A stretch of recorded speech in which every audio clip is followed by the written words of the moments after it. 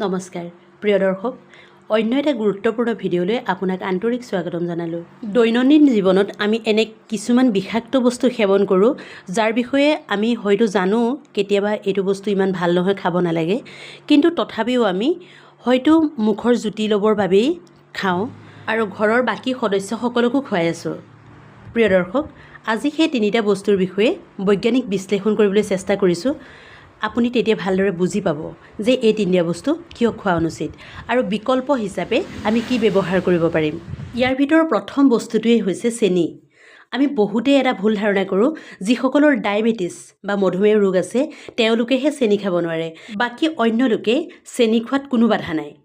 সেইটোৱে ডাঙৰ ভুল ধাৰণা। চেনি আমাৰ শৰীৰৰ বাবে একেবাৰে অপকাৰী। চেনিত যিটো মিঠা গুণ থাকে সেইবাবে আমি চেনি খাওঁ বা মিষ্টাংগ ভোজনবোৰত মিঠাই ইত্যাদিত চেনি ব্যৱহাৰ কৰোঁ।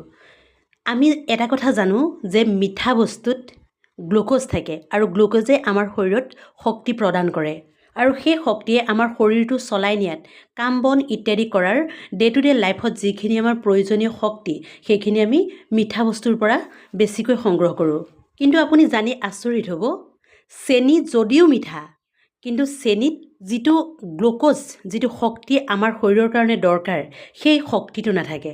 চেনি এনেকুৱা এটা প্ৰচেছত প্ৰস্তুত কৰে, ইমান কেমিকেল তাত মিহলি কৰে যাৰ বাবে আমাৰ শৰীৰৰ উপকাৰৰ ঠাইত বেছিকৈ অপকাৰ কৰে। চেনিত কেৱল মিঠা গুণটোহে থাকে, অৰ্থাৎ আমাৰ জিভাৰ জুতিটোহে থাকে।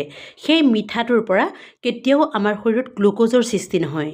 এইখিনিতে হয়তো বহুতেই এটা কথা ভুল কৰিব পাৰে যে যিখিনি বগা চেনি আমি চাহত ঘুলি লৈ খাওঁ সেই চেনিখিনিহে খাব নালাগে, কিন্তু বজাৰৰ পৰা কিনি অনা মিঠাই, বিস্কুট বা ক'ল্ড ড্ৰিংকছ ইত্যাদি খালে একো অপকাৰ নহয়। প্ৰকৃততে চেনি যিমান অপকাৰী, সেই চেনিৰ দ্বাৰা প্ৰস্তুত কৰা বস্তুবোৰেও আমাৰ শৰীৰত সিমানেই অপকাৰ কৰে। চেনি খোৱাৰ ফলত আমাৰ শৰীৰত কি কি অপকাৰ হয় জানেনে? আমাৰ স্কিনটো লাহে লাহে বেয়া হ'বলৈ ধৰে, ডেমেজ হ'বলৈ ধৰে, উজ্জ্বলতা নাইকিয়া হৈ পৰে আৰু বয়সৰ আগতেই বেছি বয়সস্থ যেন দেখা যায়। 2 নম্বৰতে আমাৰ ইমিউনিটি ছিষ্টেমত বৰ বেয়া প্ৰভাৱ পেলায়, অৰ্থাৎ আমাৰ শৰীৰৰ যি নেচাৰেল ৰোগ প্ৰতিৰোধৰ ক্ষমতা থাকে সেই ৰোগ প্ৰতিৰোধৰ ক্ষমতা কমাই আনে, শৰীৰটো ভিতৰৰ পৰা লাহে লাহে নষ্ট হ'বলৈ আৰম্ভ কৰে। 3 নম্বৰতে ডাইজেশ্যনতো ই বেয়া প্ৰভাৱ পেলায়। যিবোৰ বস্তু খোৱা বোৱা কৰোঁ আমি সেই বস্তুবোৰ হজম হোৱাটো ই বাধা প্ৰদান কৰে। আমি যেতিয়া মিঠা বস্তু খাওঁ বা চেনি দি চাহ খাওঁ তেতিয়া আমি হঠাৎ এনাৰ্জেটিক ফিল কৰোঁ, হেপী ফিল কৰোঁ, মনটো ভাল লাগে খাই পেলাই, কিন্তু ইয়াৰ ছাইড এফেক্টবোৰ লাহে লাহেহে দেখা পোৱা যায়। প্ৰিয় দৰ্শক, এতিয়ালৈকে হয়তো আপুনি বুজি পাইছে যে চেনিটো আমাৰ শৰীৰৰ বাবে কিমান অপকাৰী, কিন্তু ডে টু ডে লাইফত আমাক মিঠা লাগিবই। গতিকে চেনিৰ বিকল্প হিচাপে আমি কি কি ব্যৱহাৰ কৰিব পাৰোঁ সেই বিষয়ে এবাৰ মনোযোগ দিয়া আহক। প্ৰথম অপশ্যনটোৱে হৈছে গুড়। গুড়ত মিঠাৰ উপৰিও আমাৰ শৰীৰৰ বাবে উপকাৰী যথেষ্ট নিউট্ৰিশ্যন পোৱা যায়, কিন্তু মন কৰিব গুড়খিনি যাতে পিয়'ৰ হয়।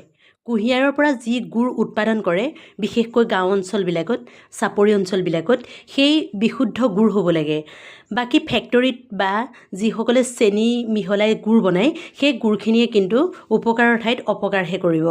বজাৰত দেখিবলৈ ধুনীয়া, সোৱাদ লগা সেই গুড়খিনি প্ৰকৃততে কুঁহিয়াৰৰ পৰা প্ৰস্তুত কৰা পিয়'ৰ গুড় হয়নে নহয় এবাৰ সুধি ল'ব। ইয়াৰ বাহিৰেও সেই ধাগা এডাল যে থাকে মিচিৰি, সেই মিচিৰিও আপুনি চেনিৰ পৰিৱৰ্তে ব্যৱহাৰ কৰিব পাৰে। কোনো সমস্যা নহয়, চেনিৰ দৰেই সোৱাদ পাব আৰু তাৰ পৰা কোনো অপকাৰো নাই। আৰু ইয়াৰ বাহিৰেও চেনিৰ বিকল্প হিচাপে দেশী খান বুলি কোৱা এটা বস্তু আছে, সেই বস্তুটো ব্যৱহাৰ কৰিব পাৰে। চেনিৰ দৰেই মিঠা, চেনি যি যি কামত ব্যৱহাৰ কৰে আপুনি সেই সকলোবোৰ কামতেই সেই দেশী খানো ব্যৱহাৰ কৰিব পাৰিব আৰু খাবলৈ কোনো ধৰণৰ পাৰ্থক্য নাই। প্ৰিয় দৰ্শক, যদি আপুনি মোৰ কথাবোৰ বিশ্বাস কৰিবলৈ টান পাইছে তেনেহ'লে নিজেও এবাৰ প্ৰমাণ কৰি চাব পাৰে। 3-4 দিনমান চেনি নোখোৱাকৈ চাবচোন বাৰু। চেনি বুলিয়ে নহয়, চেনিযুক্ত মিঠাই বা তেনেকুৱা একো বস্তুৱে নোখোৱাকৈ চাব, তেতিয়া গম পাব যে আপোনাৰ শৰীৰত কিমান পৰিৱৰ্তন আহিছে। আপোনাৰ ডাইজেশ্যন ভাল হ'ব, ইমিউনিটি ষ্ট্ৰং হ'ব, শৰীৰটো এনাৰ্জেটিক ফিল কৰিব আৰু লগতে আপোনাৰ টোপনিও ভাল হ'ব। 2 নম্বৰতে যিটো বস্তু আমি নিজে নজনাকৈয়ে সদায় ব্যৱহাৰ কৰি আহিছোঁ সেই বিষাক্ত বস্তুটো হৈছে ৰিফাইণ্ড অইল। আমাৰ প্ৰায় সকলো মানুহে ৰিফাইণ্ড অইল ব্যৱহাৰ কৰে। দুই এজন হেল্থ কনচিয়াছ লোক ওলাব যিসকলে হয়তো ৰিফাইণ্ড অইল এভইড কৰিছে, কিন্তু প্ৰায় মানুহে ব্যৱহাৰ কৰে। ৰিফাইণ্ড অইল শ্ল' পয়জনৰ দৰে। যেতিয়া আপুনি কম বেছি পৰিমাণে প্ৰতিদিনেই হওক বা মাজে মাজেই হওক ৰিফাইণ্ড অইল খাই থাকিব, তেতিয়া আপোনাৰ পটককৈ একো নেদেখে, আপোনাৰ শাৰীৰিক অসুস্থতাটো ধৰা নপৰে। কিন্তু লাহে লাহে বহুদিন ধৰি ইয়াক ব্যৱহাৰ কৰাৰ ফলত আপোনাৰ এনেকুৱা এটা সাংঘাতিক শাৰীৰিক সমস্যাই দেখা দিবগৈ, যিটোৰ ক্ষেত্ৰত ডাক্তৰেও হাত দাঙি দিব। ৰিফাইণ্ড তেল প্ৰস্তুত কৰাৰ ক্ষেত্ৰত আমাৰ শৰীৰৰ বাবে বহু হানিকাৰক কেমিকেল ব্যৱহাৰ কৰা হয়। ইয়াতে হাকজে নামৰ এটা কেমিকেল ব্যৱহাৰ কৰা হয়, যিটো কেমিকেল ব্যৱহাৰ কৰাৰ ফলত সেই তেলত আৰু কোনো ধৰণৰ শৰীৰৰ বাবে বেনিফিট হ'ব পৰা উপাদান বাচি নাথাকে। ইয়াৰ উপৰিও এই ৰিফাইণ্ড তেল প্ৰস্তুত কৰোঁতে বহুত হিট দিয়ে। প্ৰায় 250ৰ পৰা 400 ডিগ্ৰী চেলচিয়াছ হিট প্ৰদান কৰিলেহে ৰিফাইণ্ড তেল প্ৰস্তুত হয়। আমি সকলোৱে জানো, যেতিয়া এবাৰ তেল গৰম কৰা হয়, সেই তেল দ্বিতীয়বাৰ গৰম কৰি খাব নালাগে।